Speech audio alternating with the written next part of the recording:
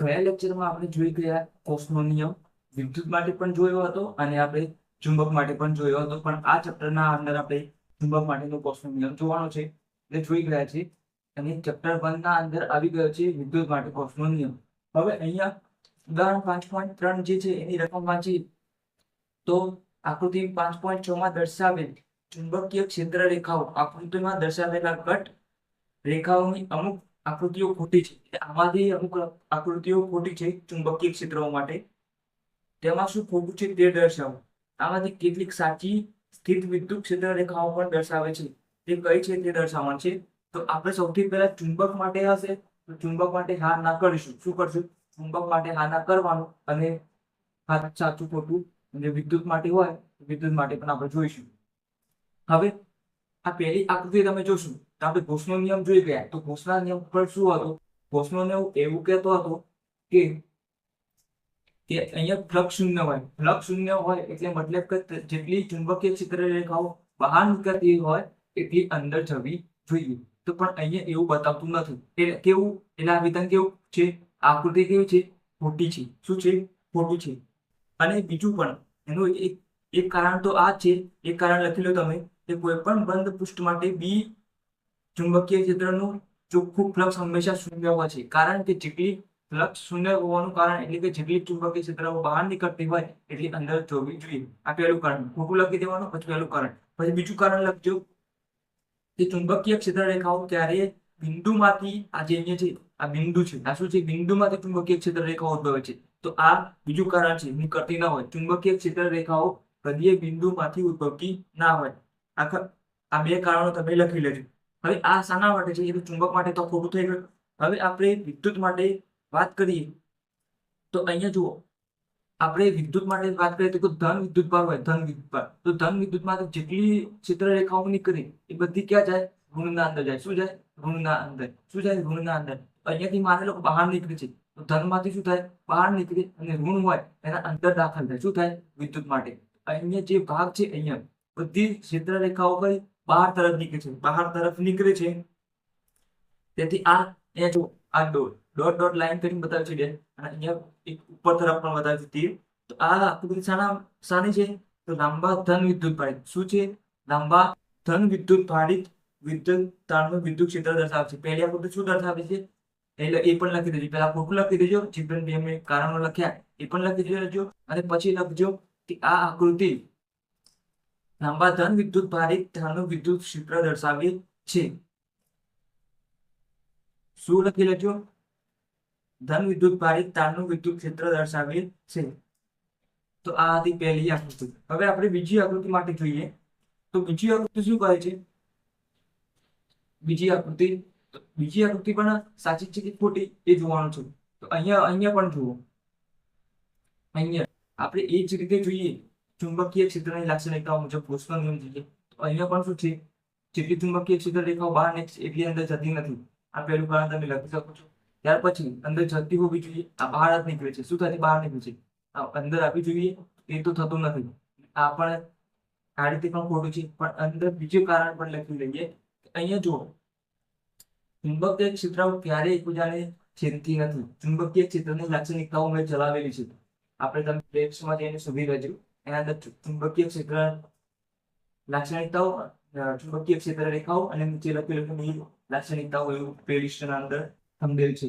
તો અહીંયા જુઓ તો અહીંયા ચુંબકીય ક્ષેત્ર રેખાઓ આ એકબીજાને છેદે છે. આ છેદે છે. આ છેદે છે. આ જગ્યાએ છેદે છે. એવું છેદતી નથી. તો આ વિધાન કયું છે? આ પણ આકૃતિ પણ કઈ છે? ખોટી છે. આ લખી લેવાનું અને પછી કારણ લખજો. કારણ કે ક્યારે ચુંબકીય ક્ષેત્ર રેખાઓ ક્યારે એકબીજાને છેદતી નથી. તો છેદે તો તેમની દિશા અનિશ્ચિત થઈ જાય. અનિશ્ચિત થઈ જાય કારણ કે જવા માટે 2 માર્ક થઈ જાય. મેં તમને એના અંદર પણ વાત કરેલી છે. ત્યાર પછી મુક્ત અવકાશની ક્યારેય બંધખારો રચતી નથી. આ બંધખારો રચાય છે. આ બંધખારો મુક્ત અવકાશની અંદર. તો જે ચુંબકીય ક્ષેત્ર રેખાઓ નીકળી આ રીતની બંધખારો રચે. સર રીતે આવી રીતે આપણે ચુંબકના અંદર જોઈશું. અહીંયા આ ચુંબક છે. અહીંયા એન ધ્રુવ લખી એન માંથી બહાર નીકળે અને એસમાં દાખલ અહીંયાથી આ રીતના અંદર ટચાય. તો આ રીતે બંધખારો છે ચુંબકીય ક્ષેત્ર રેખાઓ. પણ આ તો અંદર ક્ષેત્ર રેખાઓ અંદર બંધખારો રચે છે. તો આ શું છે? ખોટું છે. તો પહેલા તો ત્યારે છેદે નહીં, છેદે છે. આ તો એ છેદે છે એટલે બંધકારો છે. એટલે વિધાન આ ખોટું છે. તમે અહીંયા બીજો લખી લેજો કે રેખાઓ ચુંબકીય ક્ષેત્ર, સ્થિર ચુંબકીય ક્ષેત્ર રેખાઓ મુક્ત અવકાશની આસપાસ ક્યારેય બંધકારો રચતી નથી. આ લખી લેજો. ત્યાર પછી બીજું શું છે કે આ વિધાન તો ચુંબક માટે તો આપણે ખોટું કહી દીધું. હવે ખોટું કહી દીધું ચુંબક માટે, તો હવે બંધકારો રચતી નથી. તો જો રેખાઓ વિદ્યુત પ્રવાહ પસાર થતો હોય તો કોઈ વિસ્તારની ઘેરતી હોવી જોઈએ. આ બે મુદ્દાઓ બરોબર છે. આ ત્રણ બે મુદ્દા લખી લેજો. ત્યાર પછી સી ની વાત કરીએ આપણે. સી, હવે આ શું છે? ટોરોઇડ. પણ મેં આકૃતિ પૂરી ડ્રો કરવાની બાકી રાખી છે. તો હવે તમને ખબર છે કે ટોરોઇડ એટલે અહીંયા તમારે તાર આ રીતના જે હોય તો એના પર શું થાય? તાર વીંટાળવાના છે. આ રીતના તાર વીંટાળી દેવાના છે અને પછી અહીંયા બે છેડાઓ બહાર નીકળે ત્યાંથી વિદ્યુત પ્રવાહ પસાર કરવાનો છે. તો અહીંયા ચુંબકીય ક્ષેત્ર રેખાઓ આજુબાજુ ઉદ્ભવે છે. શું થાય છે? આજુબાજુ અહીંયા આ રીતના અહીંયાથી આ રીતના તમે ડ્રો કરી શકો છો. અહીંયા આ રીતના આવે, રીતના તો આ રીતના તાર વીંટાળો તો અહીંયા શું થઈ જાય? આ ટોરોઇડ બનશે. તો ટોરોઇડ માટે તમારે વાત કરવાની છે. તો ટોરોઇડ માટે શું છે? ટોરોઇડ માટે આ વિધાન સાચું છે. આ ખાસ યાદ રાખજો. ટોરોઇડ માટે સાચું છે કે અહીંયા બંધકારો રચે તો આ ખોટું છે. બંધકારો રચે તો ખોટું છે. અહીંયા બંધકારો સાચું છે. પણ અહીંયા આ બંધકારો અલગ છે, આ બંધકારો અલગ છે. આ ક્ષેત્ર રેખાઓ એકબીજાને છેદીને બંધકારો રચે છે, જ્યારે અહીંયા ક્ષેત્ર રેખાઓ એકબીજાને છેદતી નથી અને બંધકારો રચે છે. તેવી જ રીતે ટોરોઇડમાં પણ ક્ષેત્ર રેખાઓ મળે છે, પણ એ એકબીજાને છેદતી નહીં હોય. આના જેમ જ આના જેમ એકબીજાને છેદતી નહીં હોય અને બંધકારો રચતી હશે. શું હશે? બંધકારો રચે છે. એટલે અહીંયા સી માટે શું છે? સાચું છે. ટોરોઇડ માટે અહીં સંપૂર્ણપણે સાચું છે. અહીં બંધકારો રચતી ક્ષેત્ર રેખાઓ કંઈ જ ખોટું નથી, કારણ કે આ રીતે રચતી હશે. વધારે માહિતી નથી મારી પાસે ટોરોઇડ વિશે. અહીંયા આપણે જે ક્ષેત્ર રેખાઓ છેદે છે અને બંધકારો રચે છે તેમાંથી ખોટું છે. પણ અહીંયા ચુંબક માટે આપણે ગજ્યા ચુંબક માટે આ પણ બંધકારો છે, પણ એકબીજાને અહીંયા જુઓ આ રેખા છે તો અંદર થઈને જાય છે આ રીતના. તો આ રીતના જતી હોય તો ટચ થઈને જાય, એટલે તો છેદીને જાય તો એ બંધકારો ખોટો પડે. એટલા માટે આ સાચું છે. શું છે? ટોરોઇડ માટે સાચું. દરેક ગાળો વિદ્યુત પ્રવાહ અહીંયા ટોરોઇડની વાત કરીએ છીએ. ટોરોઇડ તો આ શું છે? સાચું વિધાન છે. એ પડી લખી દેજો. હવે સોલેનોઇડ માટે વાત કરીએ તો સોલેનોઇડ માટે વાત કરીએ તો આ વિધાન તો તમને ખોટું જ છે. ત્યારે તમે કહી શકો છો. તો કઈ રીતે? તો તમે જોયું હશે તો સોલેનોઇડના અંદર આ તાર છે. આ શું છે? તાર છે. હવે અહીંયાથી તમે વિદ્યુત પ્રવાહ પસાર કરો બેટરી છોડીને, તો વિદ્યુત પ્રવાહ પસાર થાય તો આ ગાળાના અંદર ચુંબકીય ક્ષેત્ર રેખાઓ ઉત્પન્ન થાય. ખબર છે તમને કે વિદ્યુતથી ચુંબકીય ક્ષેત્ર રેખાઓ ઉત્પન્ન થાય, ચુંબકીય ક્ષેત્ર ઉત્પન્ન થાય અને ચુંબકીય ક્ષેત્રના લીધે વિદ્યુત પ્રવાહ ઉત્પન્ન થાય છે. આ વિધાન ખાસ યાદ રાખવાનું. એ આપણે આગળના ચક્રમાં જોવાનું છે. આગળના ચક્રમાં શું જોઈશું કે તમે ચુંબકના લીધે વિદ્યુત પ્રવાહ ઉત્પન્ન થશે. એના અંદર એ ચક્રના અંદર જોવાનું છે. હવે અહીંયા જુઓ ક્ષેત્ર રેખાઓ બતાવી છે પણ સમાંતર, અને આ તમને ખબર છે સોલેનોઇડના અંદર આવી સમાંતર રેખાઓ હોય છે. આ સાચું છે. પણ આ આકૃતિ ખોટી છે, કારણ કે અહીંયા તમે માની લો કે અહીંયા એન ધ્રુવ કહી દો અને અહીંયા એસ ધ્રુવ કહી દો, તો અહીંયા જેટલી અંદરની ક્ષેત્ર રેખાઓ એસ થી એન તરફ જાય એવી બહાર જે ચુંબકના જેમ એન થી એસ તરફ બંધકારો છે એવી રીતે અહીંયાથી આ રીતના બંધકારો રચતી હોવી જોઈએ. શું કરતી હોવી જોઈએ? આ રીતના બંધકારો રચતી હોવી જોઈએ. તેથી આ વિધાન શું છે? ખોટું છે. શું છે? ખોટું છે. અહીંયા આ રીતના તમે લખી લેજો, કારણ કે બંને છેડા પાસે ક્ષેત્ર રેખાઓ વળતી હોવી જોઈએ. આ રીતના જેમાં બે બતાવી તમને, કારણ કે બંને છેડાઓ પાસે ક્ષેત્ર રેખાઓ વળતી હોવી જોઈએ અને અંતમાં ભેગી થવી જોઈએ, એટલે કે બંધકારો રચતી હોવી જોઈએ. શું કરતી હોવી જોઈએ? ગાળા રચતી હોવી જોઈએ. આ રીતના. તો આ શું છે? વિધાન ખોટું છે, કારણ કે ખોટી આકૃતિ આપેલી છે. હવે અહીંયા ઈ માટેની વાત કરીએ તો ઈ માટે એટલે આ શું છે? ગજ્યું ચુંબક છે. ગજ્યું ચુંબકના અંદર એન ધ્રુવ અને એસ ધ્રુવ હોય. હવે ખબર છે તમને એન માંથી ક્ષેત્ર રેખાઓ બહાર નીકળી અને શું થાય? એસ માં દાખલ થાય. તો આ વિધાન એકદમ સાચું છે. અહીંયા કમ્પ્યુટર આકૃતિ આપેલી છે. શું છે? આકૃતિ આપેલી છે. અને અહીંયા જે ભાગ હોય આ રીતના વળતી હોવી જોઈએ. આ છેડાઓ પાસે આ જે ક્ષેત્ર રેખાઓ છે એ આ રીતના વળતી હોવી જોઈએ. શું કરતી હોવી જોઈએ? વળતી હોવી જોઈએ. તો આ સાચું વિધાન છે. અહીંયા તમે લખી લેજો સાચું. તો આ ગજિયા ચુંબકની અંદર અને બહાર ક્ષેત્ર રેખાઓ છે શું બતાવે છે? અંદરની ક્ષેત્ર રેખાઓ ધ્યાનથી જોજો, અંદરની ધ્યાનથી જોજો. S થી N તરફ છે. શું છે? અહીંયા ઉત્તર ધ્રુવમાંથી બહાર નીકળી દક્ષિણ ધ્રુવમાં સમાઈ જતી ઉત્તર ધ્રુવ અને દક્ષિણ ધ્રુવ બંને પાસે આ ચોખ્ખું ફ્લક્સ શૂન્ય છે. કારણ કે આપણે ફ્લક્સનો નિયમ જોયો તો જેટલી બહાર નીકળે એટલી અંદર જાય. આપણે ફ્લક્સનો નિયમ આગળ જોયું આગળના લેક્ચરમાં. તો આ વિધાન શું કહ્યું છે? સાચું વિધાન છે. હવે અહીંયા બે તકતી આપેલી છે. આ પણ તકતી છે, તકતી 1, તકતી 2. હવે ધન વિદ્યુતભારની ઋણ વિદ્યુતભારની અહીંયા મેં વાત કરી હતી. તો ધનમાંથી વિદ્યુતભાર બહાર નીકળે અને ઋણમાં દાખલ થાય. તો અહીંયા જુઓ, તમે આકૃતિ જે આપેલી છે બુકની અંદર, અહીંયા સાઈડમાં હું ફોટો લગાવી દઈશ. તો ફોટો મૂકેલો છે એ જોઈ જોયું તમે. અંદર શું છે? આ પહેલી તકતી છે એના અંદર જે ક્ષેત્ર રેખા બતાવે છે એના અંદર બધામાંથી જે તીર બહાર મૂકેલું છે એટલે મતલબ કે ક્ષેત્ર રેખાઓ બહાર નીકળે છે. અહીંયા પણ શું છે? બહાર નીકળે છે. આ પણ બહાર નીકળે છે. આ તકતીમાંથી ઉપર તરફ બહાર નીકળે છે અને નીચે તરફ પણ શું છે? બહાર જ નીકળે છે. એટલે તીર નીચે તરફ આવે એમાંથી પણ બહાર નીકળે છે. શું છે? બહાર નીકળે છે. એટલે આ પહેલી તકતી શું હશે? ધન વિદ્યુતભાર હશે. શું હશે? જેટલું ક્ષેત્ર રેખાઓ બહાર નીકળે છે એટલી અંદર દાખલ થવી જોઈએ, પણ અંદર દાખલ થતી નથી. એટલે આ વિધાન, આ આકૃતિ શું હશે? F ખોટી હશે. શું હશે? પહેલા તો ચુંબક માટે આ શું છે? ખોટું છે, ખોટું. હવે વાત કરી લઈએ વિદ્યુત માટે. તો વિદ્યુત માટે આ વાત કરી કે જેટલી બહાર નીકળે તેમાંથી શું થાય? ધન q માંથી બહાર નીકળે. આના અંદરથી બહાર નીકળે છે. આ શું હશે? ધન q હશે.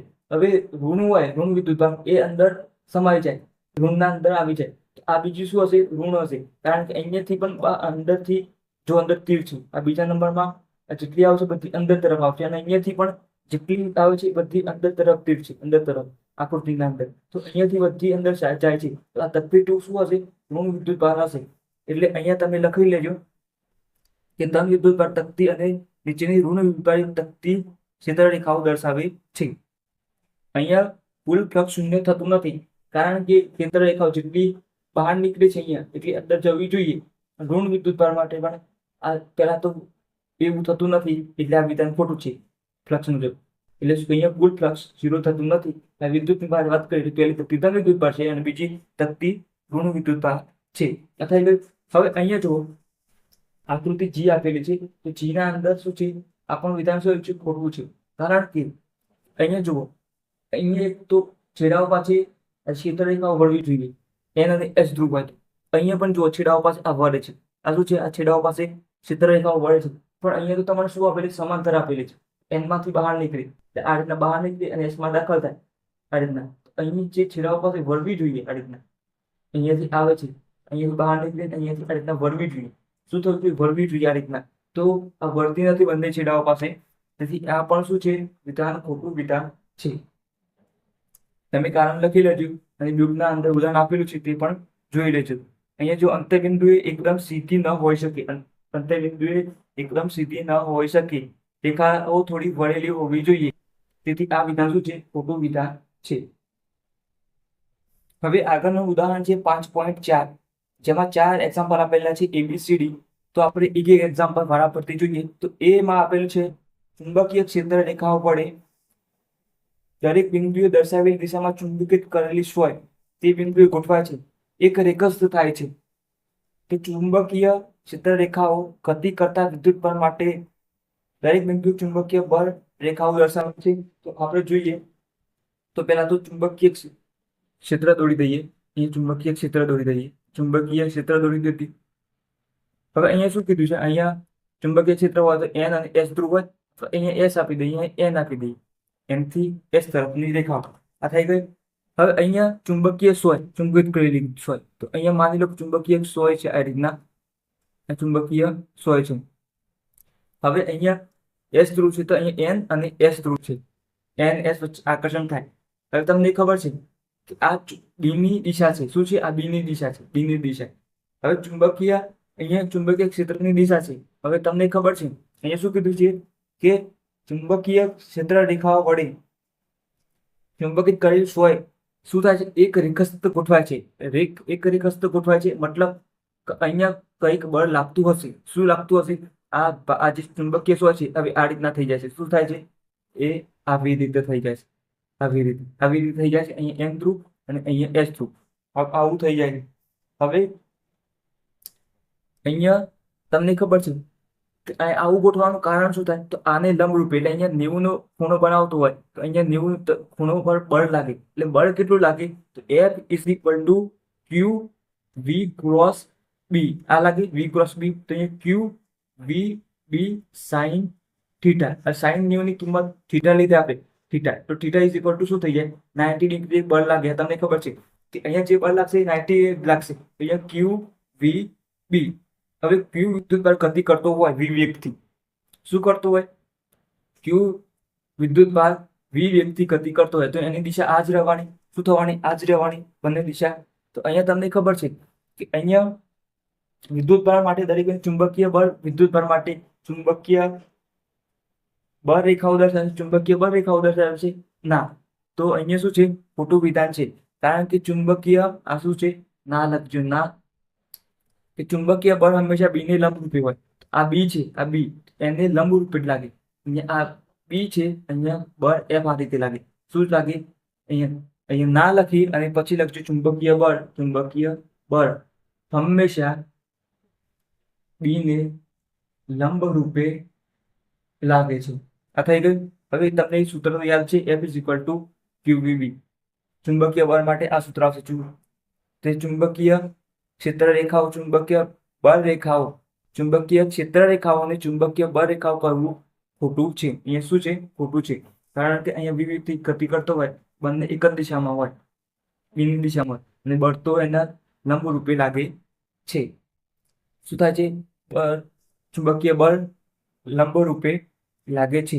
તો વિદ્યુત ભાર માટે અહીંયા શું કહે છે કે દરેક વિદ્યુત ચુંબકીય ક્ષેત્ર રેખાઓ ગતિ કરતા, ચુંબકીય ક્ષેત્ર રેખાઓ, આ ચુંબકીય ક્ષેત્ર રેખાઓ બી છે.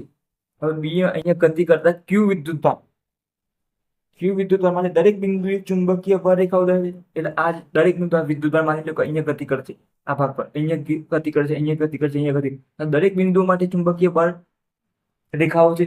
આ ચુંબકીય બળ એટલે આ ભાગ છે ના, કારણ કે આ તો ક્યુ તો આ બી ની દિશામાં છે. શું છે, બી ની દિશામાં છે, જ્યારે બળ તો એને શું છે, લંબ રૂપે લાગે છે. કઈ રીતે લંબ રૂપે લાગે છે, તેથી આ વિધાન ખોટું છે. હવે આપણે બી જોઈએ.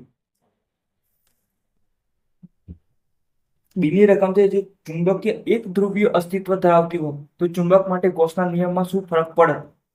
એટલે આપણે ખબર છે કે ચુંબક, આપણે ગજીય ચુંબક જોઈએ, ગજીય ચુંબક, તો અહીંયા N ધ્રુવ છે, અહીંયા S ધ્રુવ છે, એમાંથી S માં દાખલ થાય, S માંથી આ રીતના થાય. એટલે અહીંયા જેટલી બહાર નીકળે એવી અંદર દાખલ થાય છે. એટલે અહીંયા શું થાય છે, flux phi is equal to શું થાય, 0 થઈ જાય છે. આ ફાઈ ઇઝ ઇક્વલ ટુ શું થઈ જાય છે, 0 થઈ જાય છે. કારણ કે અહીંયા S ધ્રુવ છે, અહીંયા N ધ્રુવ છે. હવે અહીંયા શું વાત કરે છે કે એક જ ધ્રુવ લેવાનું છે, એટલે તમારે એકની શું કરવું પડે, ડિલીટ કરી દેવું પડે. શું કરવું પડે, ડિલીટ કરી દેવું પડે. તો એટલે એક ધ્રુવ વધે. શું વધે, એક ધ્રુવ વધે. તો એક ધ્રુવ માટે આપણે શું કરવાનું છે, ફ્લક્સ શોધવાનું છે. તો ફ્લક્સ ઇઝ ઇક્વલ ટુ તમને ખબર છે શું છે, ફ્લક્સ ઇઝ ઇક્વલ ટુ આપણે જોઈ ગયા હતા ચુંબક માટે. ચુંબક માટે શું આવે, ગૌસનો નિયમ. ગૌસનો નિયમ phi B is equal to શું થાય, phi B is equal to સંકલન બી ડીએસ અથવા તમે સિગ્મા પણ લઈ શકતા હતા, સંકલન બી ડીએસ અથવા ડેલ્ટા એસ લખો કે ડીએસ લખો, બધું સરખું છે. સંકલન અને સિગ્મા બંને શું છે, સરવાળાનો ચિહ્ન છે. ત્યાર પછી જો અહીંયા બંધકારો એટલે કે જેટલી બહાર નીકળતી એટલી દાખલ થાય, તો અહીંયા ચુંબક માટે 0 લખતા હતા. પણ આપણે તો એક ધ્રુવ બાદ કરી નાખે એટલે એક જ ધ્રુવ વધે. તો એક ધ્રુવ માટે તો 0 ના હોય, કારણ કે એક ધ્રુવ અહીંયા નથી, એક ધ્રુવ નથી, તો એક જ માંથી નીકળે છે બહાર, એકમાંથી નીકળતું જ કરે છે, નીકળતું જ જાય છે. તો એના માટે હવે ચુંબક માટે શું કરવું પડે, શોધવું પડે. તો તમે એ કઈ રીતે તમે શોધી શકો, તો એના માટે આપણે ચુંબક માટે જોઈ ગયા છે, તેવી રીતે આપણે શું વિદ્યુત માટે જોવું પડે. અને વિદ્યુત માટે આપણે ગૌસના નિયમમાં જોઈ ગયા છે, બંને વિદ્યુત પણ જોઈ ગયા છે અને ચુંબક માટે પણ જોઈ ગયા છે. તો વિદ્યુત માટે ગૌસનો નિયમ શું છે, અહીંયા બી આવે તેવી રીતે ત્યાં શું આવે છે, અહીંયા ફાઈ ઈ કરી દેવાનો, અને અહીંયા પી આવે છે ત્યાં ઈ સદિશ ડીએસ આવે છે. તો અહીંયા શું આવશે, એનું સૂત્ર હતું, શું હતું, ક્યુ અપોન એપ્સિલોન 0. શું હતું વિદ્યુત માટે, ક્યુ અપોન એપ્સિલોન 0. એટલે અહીંયા શું હોય, વિદ્યુત ભારનું મોમેન્ટમ હોય, મોમેન્ટમ વિદ્યુત ભારનું મોમેન્ટમ QM લખીને આપેલો હોય છે. તો એવી જ રીતે અહીંયા ચુંબક માટે લખવાનું આવશે, ચુંબક માટે ચુંબક માટે તમે આ સૂત્ર જ લખો, ચુંબક માટે જ લખવાનું છે. હવે આ શું કરવાનું ખોટું વસ્તુ ચુંબક માટે એક ધ્રુવ માટે, એક ધ્રુવ માટે. તો ચુંબક માટે લખો તો આ સેમ તમે ફાઈ બી કરી દેવાનો અને સંકલન બી ડીએસ. હવે અહીંયા શું છે, જે વ્યુ છે અહીંયા 1/એપ્સિલોન છે, 1/એપ્સિલોન. તો અહીંયા ચુંબક માટે શું આવશે, મ્યુ 0 આવશે. શું આવશે, મ્યુ 0. અને અહીંયા જેમ ક્યુએમ છે તેમ અહીંયા ક્યુ જ આવશે અહીંયા. એટલે ક્લિયરલી એક તરફનું એનું ધ્રુવમાન લખવાનું. શું લખવાનું, એક તરફનું ધ્રુવમાન. એન માટે જે હોય એ લખવાનું. અહીંયા આપણે જે લખીએ છીએ, અહીંયા વિદ્યુતમાં શું હોય, ધન વિદ્યુતભાર હોય, એક ઋણ વિદ્યુતભાર હોય. એમ અહીંયા શું હોય છે, એક એન ધ્રુવ હોય છે અને એસ ધ્રુવ માટે એક ધ્રુવ કાઢી નાખો તો એક ધ્રુવ માટે તમારે લખવું પડે. એક ધ્રુવ માટે લખેલું છે અહીંયા ક્યુ એમ. તો આ થઈ ગયું. તો આ રીતે તમે શોધી શકો છો આ વિદ્યુત માટે.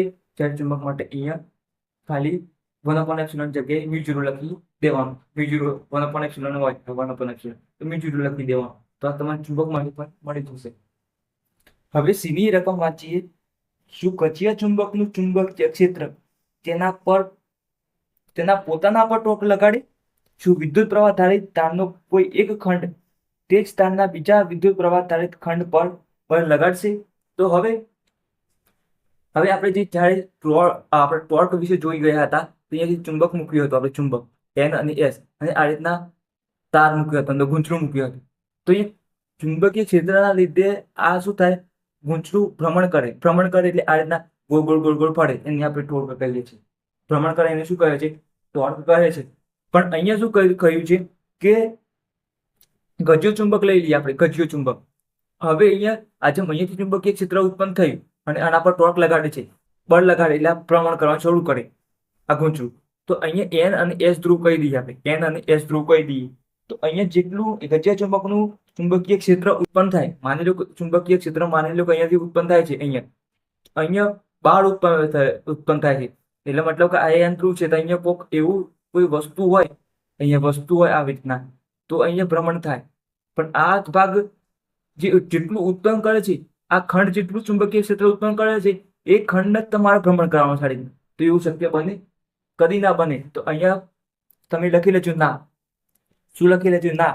કારણ કે ચુંબકના ખંડ વડે ઉદ્ભવતા ચુંબકીય ક્ષેત્ર તે જ ખંડ પર કોઈ બળ લાગતું નથી, બળ કે ટોર્ક લાગતું નથી. જો બળ લાગે તો ભ્રમણ કરે તો ટોર્ક લાગે, તો અહીંયા લાગતું નથી. હવે બીજો ભાગ કીધું છે અંદર કે તારનો કોઈ એક ખંડ બીજા ખંડ પર, આ ખંડ પર જેટલું ચુંબકીય ક્ષેત્ર ઉત્પન્ન થાય બીજા ખંડ પર લાગે તો એ ભ્રમણ કરી શકે. તો આપણે જોઈ લઈએ. તો અહીંયા હવે તાર લઈ લઈએ, તાર. તો અહીંયા તાર લીધું આ રીતે. હવે તો અહીંયા તાર છે, અહીંયાથી ચુંબકીય ક્ષેત્ર ઉત્પન્ન થાય છે, અહીંયા પ્રવાહ વહે છે અંદર, આ બાજુ વહે કે આ બાજુ વહે, અહીંયાથી ચુંબકીય ક્ષેત્ર ઉત્પન્ન થાય છે, આ બાજુ વહે તો આ તરફ ઉપર તરફ બી વહે ફરે છે. પણ અહીંયા કોઈ એવું હોવું તો જોઈએ ને ભ્રમણ કરવા માટે, તો અહીંયા છે જ નહીં. તો અહીંયા લાગે નહીં. તો અહીંયા સીધા તાર માટે પણ શું થાય છે, ટોર્ક ઉદ્ભવતું નથી. સીધા તાર માટે પણ ટોર્ક ઉદ્ભવતું નથી અથવા બળ ઉદ્ભવતું નથી. F = 0 અથવા ટોર્ક = 0. પણ આ જ તારને હું વધારે લાંબુ બનાવી દઉં. તો માની લો કે આ તારને હું સીધો હતો, હવે વળાંક વળાવી દીધું. હવે અહીંયા શું થાય છે, ચુંબકીય ક્ષેત્ર ઉત્પન્ન થાય છે. એટલે મતલબ કે વિદ્યુત પ્રવાહ આ દિશામાં છે, આ દિશામાં.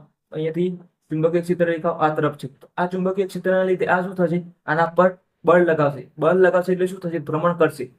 શું થશે, બળ ભ્રમણ કરશે. તો આ રીતના આના પર બળ લગાવે છે, તો આ તારના અંદર પણ વિદ્યુત પ્રવાહ હશે. તો આ પણ શું થશે, બળ લગાવશે. તો આ શું કરશે, તો કોઈ બીજા ખંડ પર હોય તો આ ખંડના લીધે ઉદ્ભવતું ચુંબકીય ક્ષેત્ર કોઈ બીજા ખંડ પર લાગતું હોય ચુંબકીય ક્ષેત્ર, તો અહીંયા ટોર્ક ઉદ્ભવી શકે છે. તો આ તમે લખી લેજો. પરંતુ તે જ તારના બીજા ખંડ પર બળ કે ટોર્ક લાગી શકે છે. હવે આગળ આપણે જોઈએ ડીની રકમ છે. ગતિમાન વિદ્યુત પ્રવાહના કારણે ચુંબકીય ક્ષેત્ર ઉદ્ભવે છે.